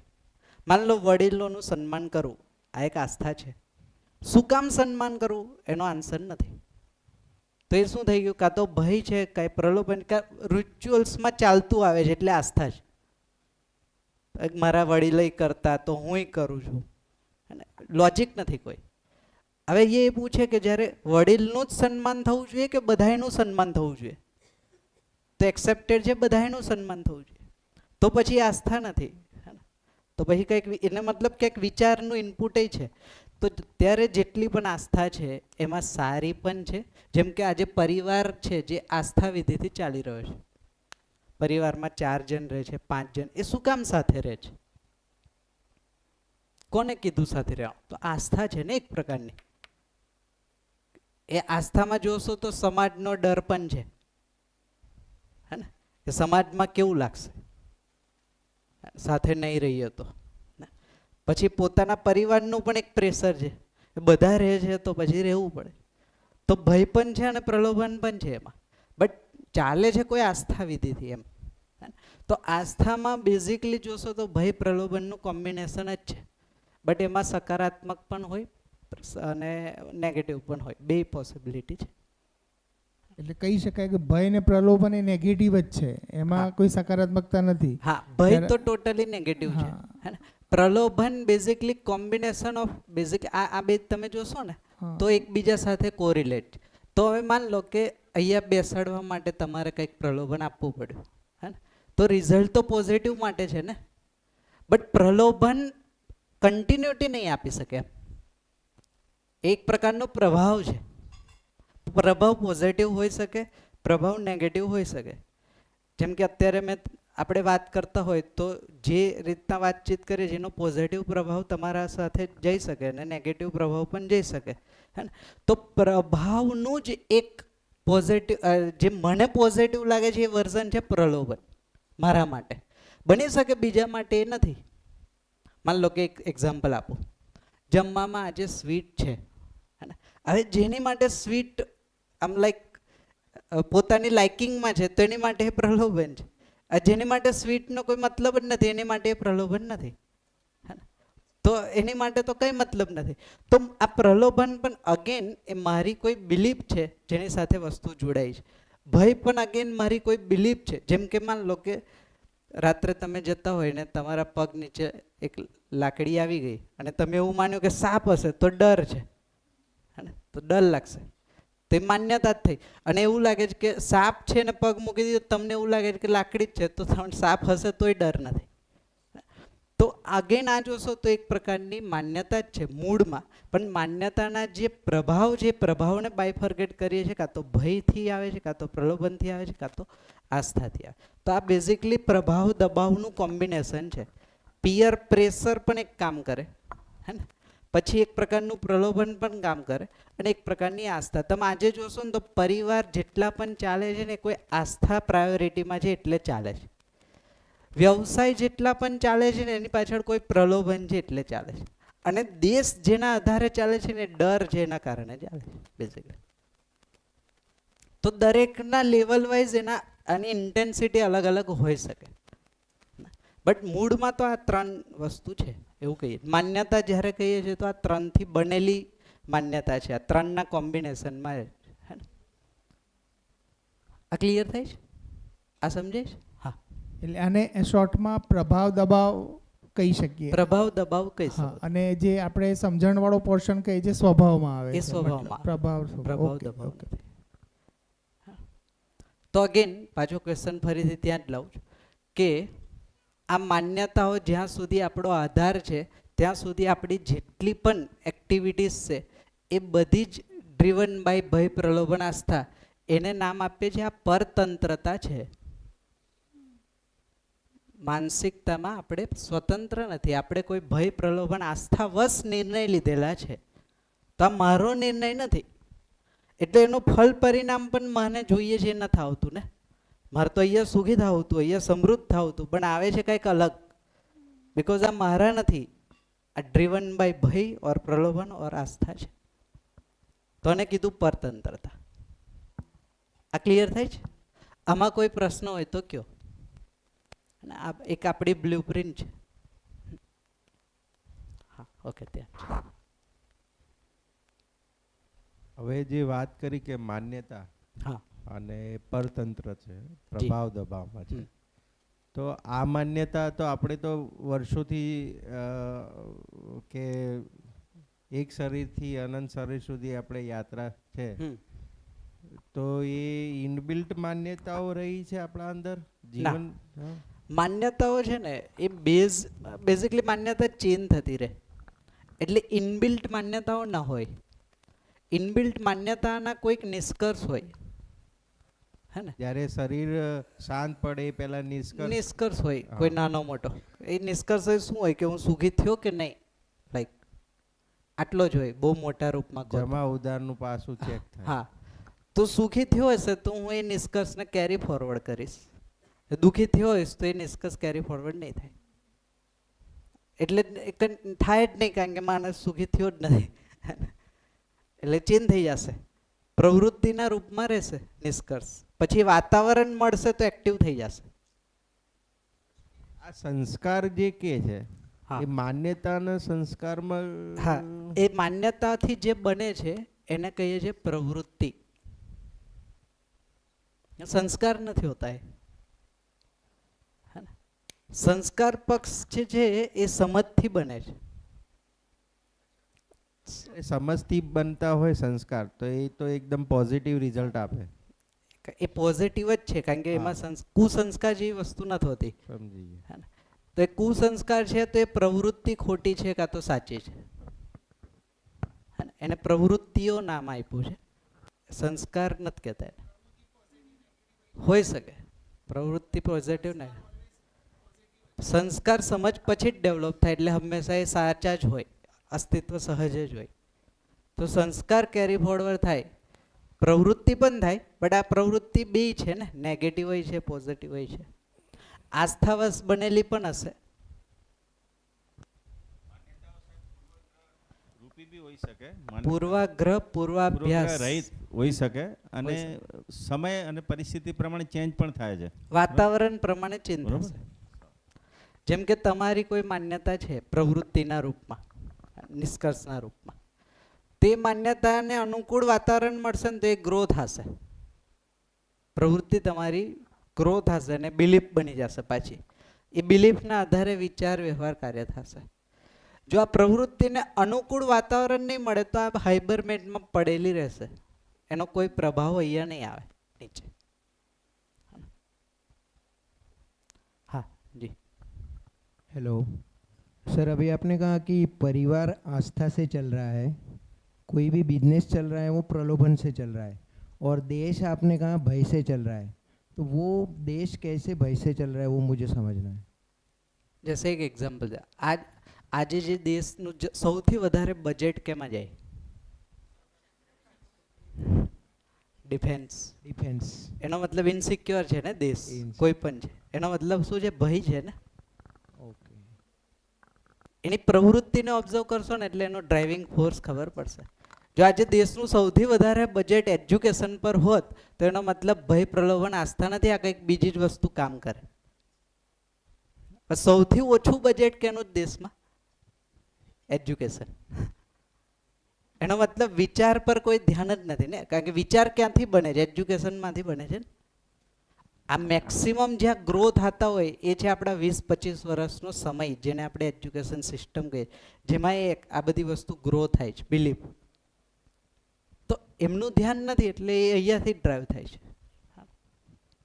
તો ભય છે, સાથે સાથે પ્રલોભન ને આસ્થા છે, બટ પ્રાયોરિટી ભય છે. તમે જોશો આપણે બ્રેક પછી એક વસ્તુને ઓબ્ઝર્વ કરશો, હે ને? જેટલા પણ સિસ્ટમ છે અત્યારે આપણી વર્તમાન, એ સિસ્ટમ કઈ રીતના ડ્રાઈવ થાય છે ને એને આપણે ઓબ્ઝર્વ કરશું. ત્રણેય લેવલ બ્રેક પછી લઈશું એટલે થોડું ડિટેલમાં જોશું. હા, એટલે આપણે એમ કહી શકીએ કે માન્યતાઓ છે ટ્રાયલ એરર છે એક ડેસ્ટિનેશન સુધીથી પહોંચવા માટેની. જી. એટલે જ્યારે એ ડેસ્ટિનેશન મળી જાય છે, મતલબ નિરંતર સુખે પહોંચી જાઓ છો, એટલે એ માન્યતાઓ સંસ્કારમાં, મતલબ કે એનો રોલ પૂરો થઈ ગયો એમ. એટલે કોઈ વસ્તુ શીખવી છે ત્યાં સુધી ટ્રાયલ એરર થાય છે. એટલે આમ જોવા જઈએ તો માન્યતાઓ પણ એક પાર્ટ ઓફ ધ પ્રેક્ટિસ છે. માન્યતાનો આધાર જોવો પડશે. હા, ઓકે. હે ને? જેમ કે મેં સુખી, માન લો એક એક્ઝામ્પલ આપું, હે ને? તમે આને કોરિલેટ કરજો મેં મારા લાઈફનો ગોલ બનાવ્યો કે મારી પાસે 1000 કરોડની સંપત્તિ થઈ જાય. 70 વર્ષ સુધી મેં એ પ્રયત્ન કર્યા અને થઈ ગઈ. માન લો હવે મને એવું લાગે કે મેં જે જીવ્યો એ મારા માટે બરાબર છે. તે થોડો સુખમાં ગણશું આપણે. એની માટે તો એ સુખ થઈ ગયું ને. તે થોડી માન્યતા સંસ્કારમાં જશે. એ તો માન્યતા જ રહેશે. બિકોઝ એનો જે આધાર છે એ પ્રલોભન છે. એવી જ માન્યતા સમજણમાં કન્વર્ટ થાય જેનો આધાર યુનિવર્સલ હોય, સાર્વભૌમિક.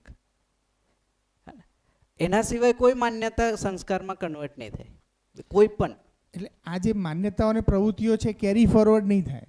એક શરીર યાત્રાથી બીજી શરીર યાત્રામાં કેરી ફોરવર્ડ થાય થાય થાય થાય ઓકે. નિષ્કર્ષ કેરી ફોરવર્ડ થાય એટલે બી નિષ્કર્ષ આવે એ માન્યતામાંથી પોઝિટિવ બી આવે નેગેટિવ નેગેટિવ પણ આવે. ઓકે. બટ એનો એટલો મોટો રોલ નથી. માન લો કે નાનપણમાં તમે વાતાવરણ જે નેચરલ છે એ મળી જાય તો માન્યતાઓનો કોઈ રોલ નથી. એ પડી રહેશે, જતી રહેશે, એક સમય પછી એ ખતમ થઈ જશે. એટલે એનો કોઈ બહુ મોટો એટલો પ્રભાવ નથી.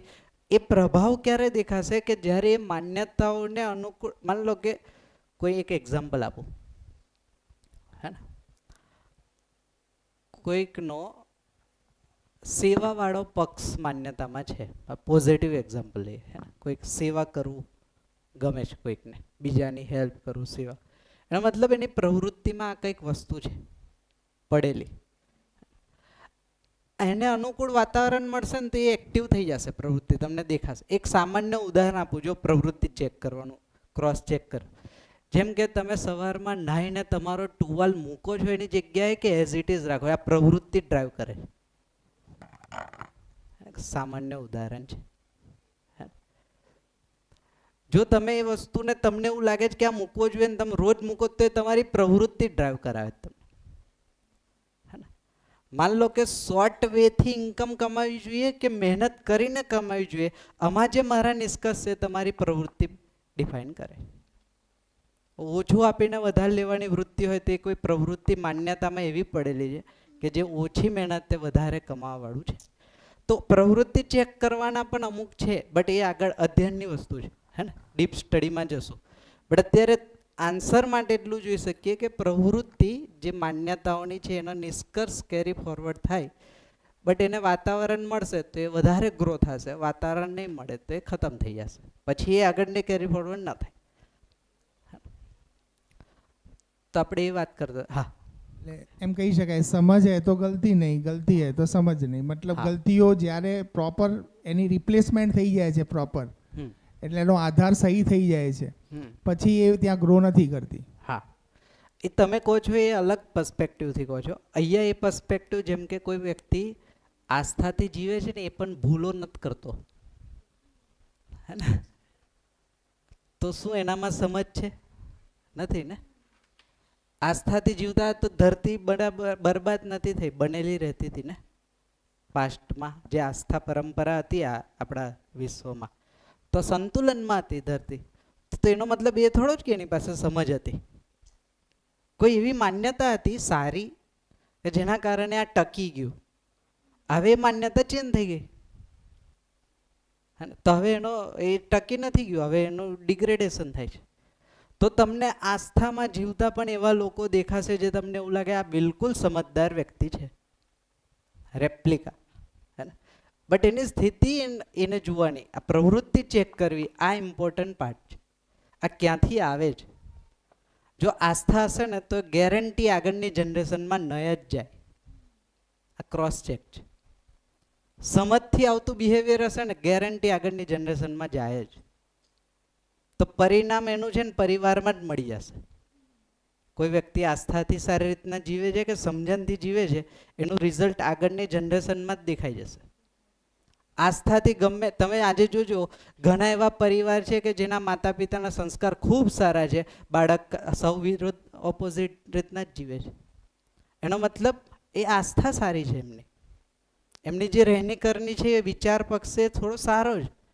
સમજણ નથી એટલે આગળની જનરેશનમાં એ કન્વેટ નથી થયું કે આમ કામ જીવવું આ રીતના. એની સમજણ નથી, બટ જીવી ગયા, એક જનરેશન જીવી ગઈ. તો આસ્થાથી પણ એ વસ્તુ પરંપરામાં નહીં આવે. જો આવવાની હોત તો આવી ગઈ હોત, ભય પ્રલોભનથી પણ પરંપરામાં નહીં આવે, કારણ કે આવવાની હોત તો એ પણ આવી ગયો હોત. આજે આખો દેશ સમાજ ભય પ્રલોભનથી છતાંય બધાય દુઃખી છે. તો માન્યતાની એક લિમિટેશન છે, એ ચેન્જ થાય છે, એના કારણે ફલ પરિણામ પણ ચેન્જ થયા કરે. તો એ ચેક કરવું કે આસ્થાથી જીવે છે કે સમજણથી જીવે છે. એની માટે પોતાની એ સ્થિતિ જોઈએ કે આપણને ખ્યાલ આવે કે આની પાછળનો ડ્રાઇવિંગ ફોર્સ શું છે.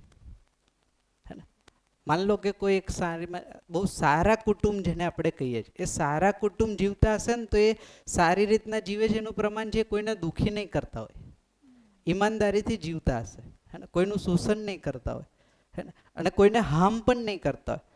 તો એ જોવું પડશે કે આ નથી કરતા તો એની પાછળનો આધાર શું છે. કોઈ માની લીધેલી વસ્તુ છે કે પછી સમજથી નથી કરતા. તો જોશો તો ક્યાંક પાપ પુણ્યથી માન્યા હશે, હે ને, કાં તો કોઈક આસ્થા ડ્રાઈવ કરતી હશે એની પાછળ, કાં તો પાસ્ટના કોઈ એક્સપિરિયન્સ ડ્રાઈવ કરતા હશે. સમજણ કરતી હોય એવા તમને લગભગ રેર કેસીસ દેખાશે કે જેમાં ડ્રાઇવિંગ ફોર્સ કોઈ સમજ છે. સરસ. એના ઉપરથી એક એક્ઝામ્પલ યાદ આવે છે. હમણાં થોડા દિવસ પહેલાં મારે એક ચર્ચા થઈ એક બાળક વિશેની. હા. તો એમ કહ્યું કે એ બાળક નાનો હતો ત્યારે ખૂબ મસ્તીખોર હતો, બધાને ડિસ્ટર્બ કરતો હતો. હવે એ મોટો થયો છે તો હવે એ બીજાને ડિસ્ટર્બ નથી કરતો, મતલબ હવે થોડો સમજદાર થયો છે. આપણી ભાષામાં એમ કીધું કે સમજદાર થયો છે. તો ત્યાં પછી મેં એક કાઉન્ટર ક્વેશ્ચન કર્યો હતો, એટલે મને અત્યારે કનેક્ટ થાય છે કે ભાઈ તું એ બીજાને ડિસ્ટર્બ કેમ નથી કરતો? કારણ કે એને એમ છે કે હું ડિસ્ટર્બ કરીશ તો ઝંઝટ વધી જશે. મગજમાં એમ છે કે મારે કોઈને ડિસ્ટર્બ નથી કરવું, કારણ કે હું ડિસ્ટર્બ કરીશ તો એ પાછો મને ડિસ્ટર્બ કરશે, અને ડિસ્ટર્બ કરશે મતલબ મનમાં કોઈ ભય છે, અને ભયના કારણે પણ માણસ ડિસિપ્લિનમાં રહેતો હોય છે, અને એને માની લે છે કે હું સમજદાર છું. તો એનો ડ્રાઇવિંગ ફોર્સ ખરેખર મારે બીજાને દુઃખી નથી કરવું તો કેમ નથી કરવું, એનો વાય કેવો છે કે મારે ડિસ્ટર્બ નથી થવું એટલે મારે બીજાને ડિસ્ટર્બ નથી કરવું. તો એ પણ ડ્રાઇવિંગ ફોર્સ એ પ્રોપર નથી એમ. પણ એનાથી ખરાબ નહીં થાય, થોડું બનેલું રહેશે. થોડું બનેલું રહેશે, એટલે થોડું સારી વસ્તુ છે એમ, જેને આપણે કહીએ સંવેદનશીલ વ્યક્તિ છે, હે ને. તો જે આવું બધું વિચારે થોડા સેન્સિટિવ છે એટલે. પણ એનાથી પરંપરામાં સારું થઈ જશે એવું નહીં થાય. પરંપરા તો ડિસ્ટર્બ રહેશે જ. હા, એમનાથી કંઈ ખરાબ નહીં થાય એટલું જ થશે. તમે કંઈ કહેતા? સર, એક ફ્લો ખાલી કહું છું, એ સાચો છે કે ખોટું, કે વિચારથી સમજણ વિકસે? વિચારથી સમજણ વિકસે એમ? સમજણના આધારે માન્યતા બને, અને માન્યતાને આધારે તમે કોઈ પ્રવૃત્તિ કરો જી, તો એનાથી સુખી થઈ શકાય? અચ્છા, તો બેઝિકલી ડ્રાઈવ તો આમ થશે, આ ફ્લો આમ છે, હે ને. બટ હવે માની લો કે મારી પાસે અહીંયા માન્યતાઓ જ છે, તો હું શું કરીશ, અહીંયા નીચેથી અને ચેન્જ કરીશ, અને આના કારણે અહીંયા ચેન્જીસ આવશે. તો એ ટેમ્પરરી હોઈ શકે છે જ નહીં, તો પુટ કરવા માટે નીચેથી ઉપરનો ફ્લો છે. એકવાર અહીંયા સમજ થઈ ગઈ પછી આ ફ્લો નિરંતર આમ જ રહેશે, ખાલી વેરીફાઈ થયા કરશે, નવું કંઈ નહીં જાય. એકવાર અહીંયા પૂરું થઈ ગયું, અત્યારે શું આ અધૂરું છે. માન્યતાઓનો મતલબ જ છે અધૂરી છે, ક્યારેક આમ લાગે ક્યારેક તેમ લાગે. તો અધૂરું છે એટલે શું થાય, અહીંયા ટ્રાયલ એન્ડ એરરથી અહીંયા ચેન્જીસ થાય. હું પૈસા કમાઈને મને લાગે સુખી થઈ જાઉં તો કમાય, પછી ન મળ્યું તો કંઈક બીજો રસ્તો માન્યતામાં આવ્યો, આ બધું છોડીને સુખી થઈ જાઉં, આ નવી માન્યતા. છોડ્યા પછી સુખ ના કર્યું, પાછા ભોગમાં લાગ્યા કે નહીં, પાછું જે હતું એ પછી નવી માન્યતા. તો અત્યારે ટ્રાયલ એરર આ રીતના થાય. એકવાર જો વિચાર સાચી વસ્તુને સમજવામાં લાગી ગયા અને એ વસ્તુ જો અહીંયા સ્થિર થઈ પછી એ ત્યાંથી જ આવશે, કારણ કે એમાં પછી ચેન્જીસ નથી. તો અત્યારે માણસ જે રીતના જીવે છે, હે ને, એ છે માનવું ના આધારે કોઈ વસ્તુની ઓળખ કરે છે, હે ને, કે આ સારું છે ખરાબ છે, આ છે તે છે, ઓળખવું. માનવાના આધારે ઓળખવું, અને એ ઓળખના આધારે એની સાથે નિર્વાહ કરવું, અથવા તો બીજા શબ્દમાં કહીએ તો જીવવું. તો માન્યતાના આધારે જીવવાનું બને છે, એટલે જીવવાનું અધૂરું થાય છે. હવે માન્યતાની જગ્યાએ અહીંયા માની લો કે એક પક્ષ જાણવું એડ થઈ જાય, જેને આપણે સમજણ કહીએ છીએ. તો જાણવાના આધારે જો આ ફ્લો થશે તો ઇન્ટેક રહેશે, આ ક્યારેય ચેન્જ નહીં થાય. જાણેલી વસ્તુ જ અહીંયાથી વિચારમાં અને વિચારથી કાર્ય વ્યવહારમાં આવશે. એને પછી આપણે બ્રેકનો ટાઈમ થઈ ગયો, બ્રેક પછી આપણે એને ડિટેલમાં જોઈશું. બ્રેકમાં ખાલી એક ઓબ્ઝર્વેશન લઈએ. આના સિવાય કંઈ ધ્યાનમાં આવતું હોય તો તમે જોજો.